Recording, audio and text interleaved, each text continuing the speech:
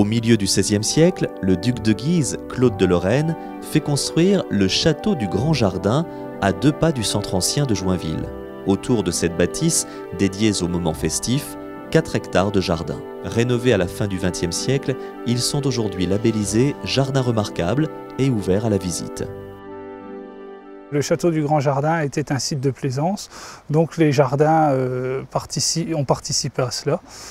Et ils sont donc opposés en 2 parties différentes, une partie Renaissance que vous avez là à Limoges et une partie romantique. Allées symétriques, taille régulière, le jardin Renaissance qui occupe l'espace autour du château est issu de la tradition du jardin à la française. Plus loin, le parc romantique offre un bel exemple des jardins du XIXe siècle où la ligne courbe est privilégiée et l'entretien de l'homme plus discret. Au sein de ces 2 espaces, plusieurs espèces remarquables.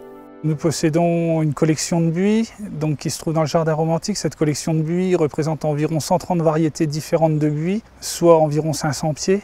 Nous possédons environ 300 arbres fruitiers palissés et arbres de plein vent aussi, des fruitiers qui sont un élément important du jardin Renaissance aussi. Il y a l'eau qui est présente, qui est un élément important justement pour la plaisance se reposer. On a aussi un labyrinthe et puis de nombreuses taupières, des taupières remarquables telles que la grotte. Initialement conçu comme un véritable prolongement du château et de ses célébrations, aujourd'hui, les jardins sont aussi un espace festif. Par exemple, en été, il y a les spectacles d'été qui, justement, se jouent très souvent, et dès que la météo le permet, dans les jardins, justement. Les spectacles se déroulent dans les jardins. Donc, on essaye de continuer, justement, dans l'art qui était l'art des jardins à cette époque, quoi.